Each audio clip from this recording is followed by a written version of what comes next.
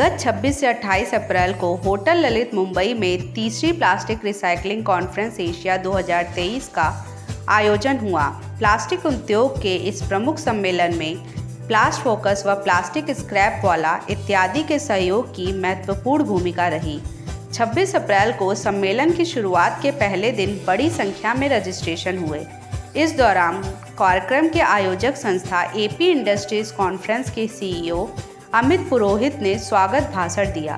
पहले दिन के कार्यक्रम के अंत में नेटवर्किंग कॉकटेल और स्नैक्स का भी इंतजाम देखने को मिला।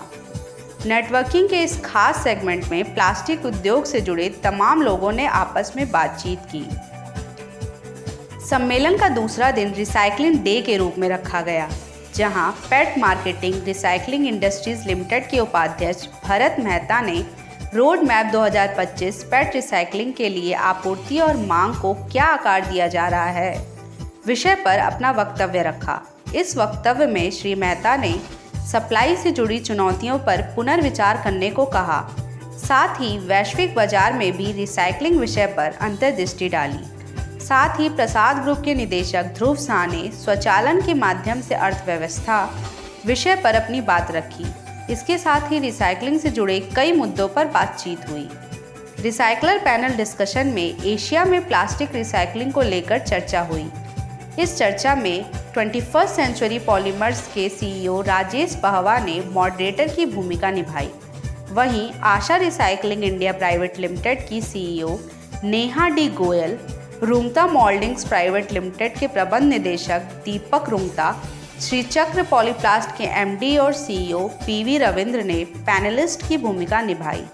आगे टेक्निकल सेशन में मॉडरेटर इंडियन प्लास्टिक इंस्टीट्यूट के चेयरमैन डॉक्टर समीर जोशी रहे। इसी तरह तीसरे दिन की शुरुआत पैनल डिस्कशन से हुई, जहां एशिया में प्लास्टिक रिसाइकलिंग को लेकर चर्चा हुई। इस पैनल डिस्कशन के चौथे चरण में किस प्रकार टेक्नोलॉजी आगे प्लास्टिक रिसाइकलिंग उद्योग का नेतृत्व करेगी, इस पर भी बात रखी गई। चौथे चरण के टेक्निकल सेशन के बाद सम्मेलन के 5वें चरण में सस्टेनेबल पैकेजिंग पर विचार विमर्श हुआ। छठे चरण में निवेश योजना, 7वें चरण में पॉलिसी तथा 8वें चरण में ईपीआर और वेस्ट मैनेजमेंट पर वाद विवाद हुआ। तीसरे दिन की चर्चा का विषय वेस्ट मैनेजमेंट और वैश्विक लक्ष्य था। डिस्कशन के अंत में चौथे चरण में प्लास्टिक में सर्कुलैरिटी को लेकर चर्चा हुई। बता दें कि इस सम्मेलन में रिलायंस इंडस्ट्रीज, अडानी, लॉरियल से लेकर 150 कंपनियों ने अपनी भागीदारी दर्ज कराई। प्रसाद ग्रुप, प्लास्ट फोकस, पशुपति ग्रुप सहित कई कंपनियां एग्जिबिटर्स के तौर पर मौजूद रहीं। इस सम्मेलन का गोल्ड स्पॉन्सर प्रसाद ग्रुप था। इसके साथ ही 3 दिन के इस सम्मेलन में उद्योग से जुड़े तमाम बुद्धिजीवियों ने बढ़ चढ़कर हिस्सा लिया और सम्मेलन को सफल बनाया। कुछ ऐसे ही उद्यमियों से प्लास्टिक टुडे ने सीधी बातचीत की। आइए सुनते हैं। आज हम करीब 600 ton plastic waste per day recycle करते हैं इन सभी मिक्स मिला करके, जिसमें हम PPLGP based woven fabric, PET flakes, PET resins, polyolefins waste से बनाए हुए दाने, PPLGP recycle granules, master batches, yarns, ये सभी तरीके के सस्टेनेबल प्रोडक्ट्स मार्केट को। These seminars are important, not with respect to Shakti Plastics only, with respect to whomsoever जो भी डेलीगेट आ रहा है इस सेमिनार में, बिकॉज जो अब तक इंडस्ट्री को पता ही नहीं चलेगा कि चीज़ें क्या है, या जो भी मार्केट को पता ही नहीं चलेगा कि व्हाट आर द प्रूवन चीज़ें। सो दीज सेमिनार्स और दीज कॉन्फ्रेंसेस वो डिस्कशन पॉइंट बनते हैं कि मार्केट एनालिस्ट, मार्केट में क्या चल रहा है एक्चुअली। तो वो अपने व्यूज़, आइडियाज़ एक प्लेटर पे रखते हैं एंड देयर फॉरवर्ड किए होते हैं कि क्या चीज़ें रहनी चाहिए विद रिस्पेक्ट टू जो भी हम लोग सस्टेनेबल डेवलपमेंट गोल्स बोलते हैं, या ये सारी चीज़ें मार्केट में होनी चाहिए, पॉलिसी ऐसे ड्रिवन होनी चाहिए। सो ये सारी चीज़ें इंपॉर्टेंट पड़ती हैं। ऑब्वियसली शक्ति प्लास्टिक भी अपना ये लेके आता है, एक चीज़ लेके आता है कि ये हमको चैलेंजेस रहे हैं और ऐसे ऐसे हमें आगे बढ़ना है, या मार्केट को ऐसे ऐसे इस चीज़ की ज़रूरत है। ये सेमिनार अपने तीसरे साल में है और बहुत ही बड़ा इस साल हुआ है।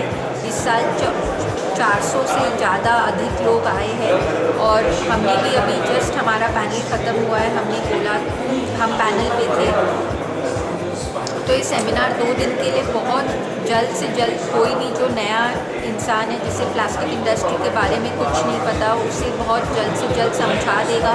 2 दिन अगर ये सेमिनार के हर सेशन एक्सपर्ट्स को सुना जाए तो ये बहुत इंफॉर्मेटिव रहेगा सबके लिए।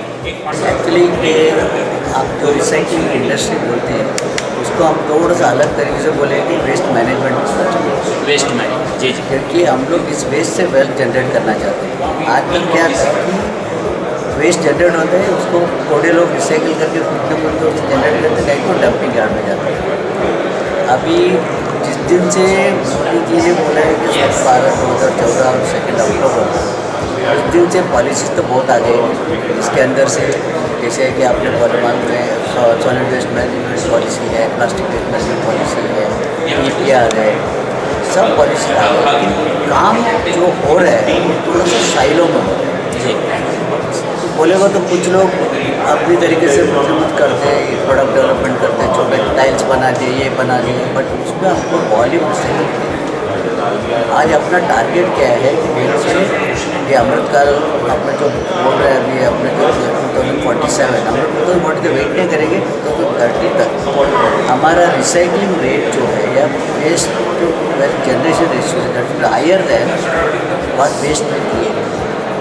तो उसके लिए हमारा बहुत इम्पोर्टेंट है कि हमारा first mile to last mile connection जो होता है वो बहुत सीमलेस होना चाहिए। हाल ही में अपने प्लास्टिक इंडिया 2023 का एग्जीबिशन देखा, उसमें भी रिसाइकलिंग की काफ़ी चर्चा हुई, काफ़ी स्टार्टअप्स थे, काफ़ी नई नई कंपनी दिखी, उन्होंने पार्टिसिपेट किया। और रिसाइकलिंग का जो ग्राफ है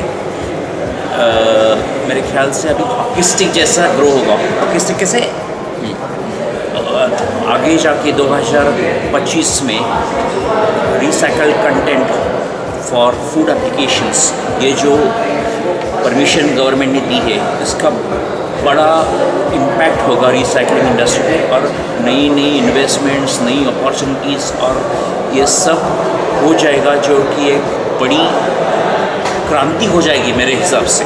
खासियत यह है कि नॉलेज इम्पार्ट किया जाए जी और सबको कनेक्ट किया जाए और नॉलेज इम्पार्ट किया जाए जी। और हर टेक्निकल इशू जो है आसानी से सॉल्व किया जाए जी। ताकि कोई भी हो किधर भी हो दुनिया में एक दूसरे के साथ बातचीत करके जो है कोलैबोरेटिव एफर्ट में जो है आसानी से प्रॉब्लम को सॉल्व किया जाए। ये सेमिनार जो है काफ़ी महत्वपूर्ण और अच्छा सेमिनार है। इस सेमिनार से जो है कि रिसाइकल इंडस्ट्री में और अपग्रेडेशन हो जाएगा, क्योंकि जो नई नई जानकारी अभी जो आई है हर कंपनी की ओर से वो जानकारी मिलने से सब प्लांट ऑटोमाइजेशन की तरफ जाएंगे और अच्छा रिसाइकल मटेरियल सबको उपलब्ध होगा और रिसाइकल भी काफ़ी तरीके से बढ़ेगा इसी वजह से।